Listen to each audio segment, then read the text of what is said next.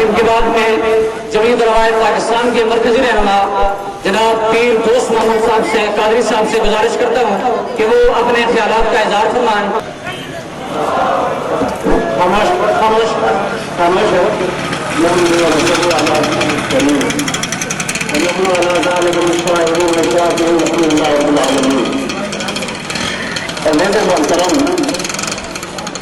جب سے ہمارے ضلع کے اندر NGOs قائم ہوئی، NGOs نے مختلف زبانوں میں، مختلف کیسٹوں میں، مختلف طریقے کار سے یہ نصارہ کی تبلیغ کو شروع کر.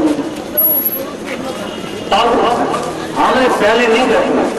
آج کے بعد یہ تاجدار ختم نبوت جو چوک ہے، یہ ختم نبوت چوک کسی فرد واحد کا نام نہیں ہے، بلکہ یہ چوک علامہ انور شاہ کشمیری کی یاد دلاتا ہے. یہ چوک حسین احمدی کی یاد دلاتا ہے. یہ چوک احمد رضا خان بریلوی کی یادگار یاد دلاتا ہے. یہ چوک پیر میر علی شاہ صاحب کی یاد دلاتا ہے. میری اصل میں بات یہ ہے کہ آیا کراچی سے لے کر گلگت کے پہاڑیوں تک پندرہ باغ کے اندر ایک عیسائی آخری عیسائیت کی تبلیغ کر کے اس کے بعد علاج شروع کرتا ہے مسلمانوں کا. آیا مسلمان ڈاکٹر قرآن کریم کی تلاوت کر کے علاج کیوں نہیں شروع کرتا؟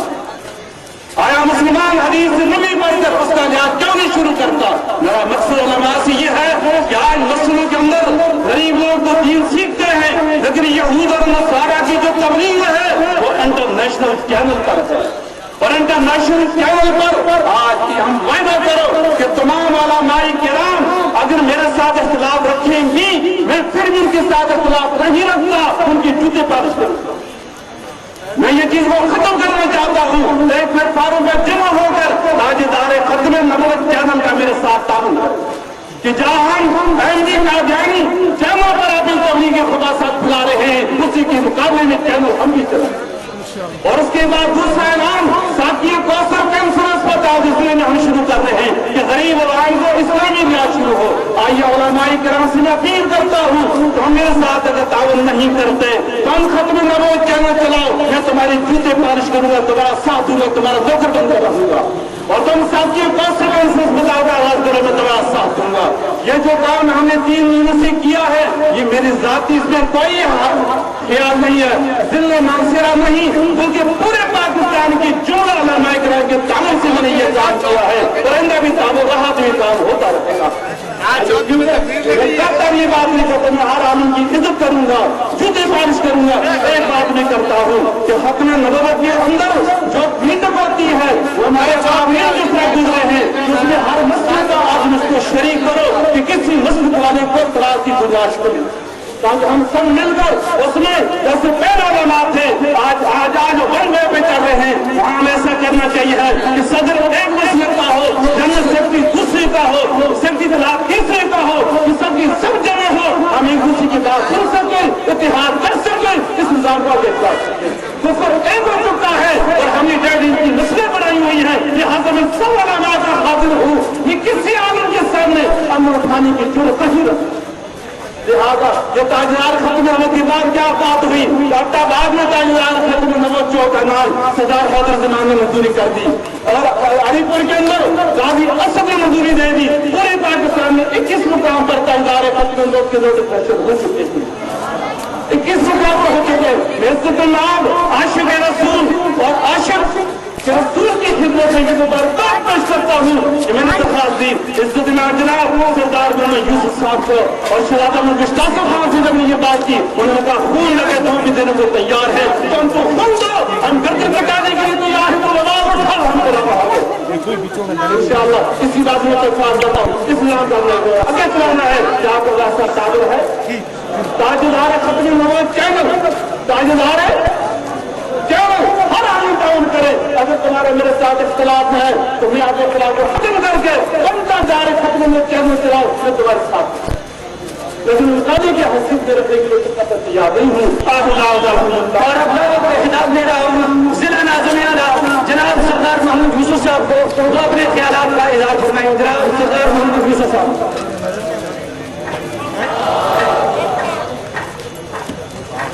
بسم اللہ انتہائی قابل قدر علماء کرام، مشائخ کرام، سیاسی قابل، انجمن تاجران کے عہدیداران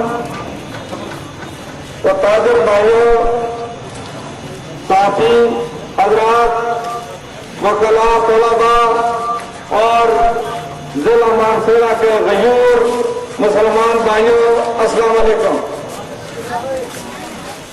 مجھے انتہائی خوشی ہوئی کہ اللہ تبارک و تعالیٰ نے آج جمعۃ المبارک کے دن ہم سب مسلمانوں کو یہ توفیق عطا کی کہ اس پلیٹ فارم پر اکٹھے ہو کر محسن کائنات حضرت محمد مصطفیٰ احمد مجتبیٰ صلی اللہ علیہ وآلہ وسلم کی مناسبت سے یہاں ضلع مانسہرہ کے مرکزی چوک کا نام ختم نبوت چوک رکھ رہے ہیں۔ آج کے اس موقع پر جس طرح کے تمام مسلمانوں نے، تمام سیاسی، دینی، مذہبی اور باقی سماجی تنظیموں نے اتفاق اتحاد کا مظاہرہ کیا اور یہاں آ کر اپنا ایمانی جذبے کے طور پر جو شرکت کی اور جن لوگوں نے اپنے خیالات کا اظہار بھی کیا، میں ان سب کو مبارکباد دیتا ہوں۔ میں انہیں خراج تحسین پیش کرتا ہوں کہ انہوں نے جس طریقے سے یکجہتی کا ثبوت دیا، یہی ان کی یکجہتی انشاءاللہ ہمارے لیے قابل عمل ہوگی۔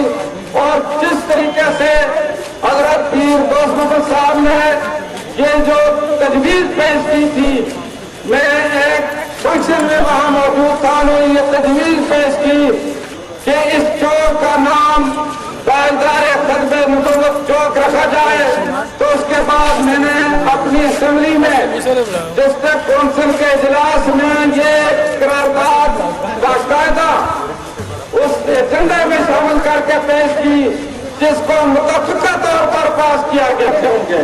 جتنے بھی علماء کرام یہ وہاں پر تشریف فرمائے، میں ان کا دلی شکریہ ادا کرتا ہوں کہ انہوں نے آ کر اس تقریب کو رونق بخشی۔ اور یہاں ہوا کا پروگرام تھا، اس کے بعد کس طرح کے ختم نبوت کانفرنس کل راولپنڈی میں ہو رہی ہے، اسی طریقے سے ان کا یہ مشورہ تھا کہ یہاں مانسہرہ میں بھی ختم نبوت کانفرنس کا انعقاد کرایا جائے۔ اور اس کے لیے ان کے ساتھ مشورہ کر کے 20 جون کی تاریخ رکھی ہے۔ 20 جون بروز ہفتہ، 20 جون بروز ہفتہ یہاں پر انہی کا مشورہ کر کے کسی بڑے وسیع جگہ پر ختم نبوت کانفرنس کا انعقاد کیا جائے گا۔ اس میں تمام علماء کرام سے یہ اپیل کرتے ہیں، خاص طور پر مانسہرہ کے علماء کرام، خصوصی طور پر باہر سے جو علماء کرام ہوں، وہ بھی ان کو بھی دعوت دیں گے کہ اس کانفرنس میں شرکت کر کے وہ اپنے مسلمان بھائیوں کو اپنے خیالات سے مستفید فرمائیں گے اور اس میں یہ بات کیا جائے گا۔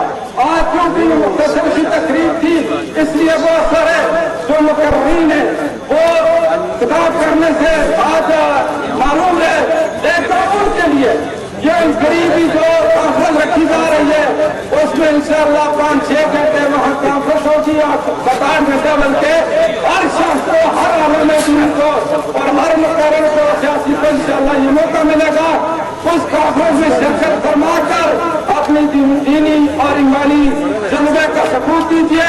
اور یہاں پر اس کے بعد کیونکہ اس چوک کا خاص، اس کی حرمت کا خاص اہتمام کرنا ہے، میں ڈی ایم اے کے جو ذمہ دار لوگ ہیں ان سے بھی گزارش کرتا ہوں، اسی طریقے سے ایڈمنسٹریشن کے جتنے ضلع ایڈمنسٹریشن ان سے بھی، اور اس کے ساتھ تاجران کی جو تنظیمیں اور باقی تاجر بھائیوں سے بھی، یہ جو نئی تنظیم بنی ہے اس سے بھی میں یہ گزارش کرتا ہوں کہ آپ اس کی حرمت کا خاص خیال رکھیں اور یہاں ایسا کوئی کام ہی نہ ہونے دیں، یہاں پر ایسی کوئی بات ہی نہ ہونے دیں کہ کسی کو وہاں کوئی اس طرح کی کوئی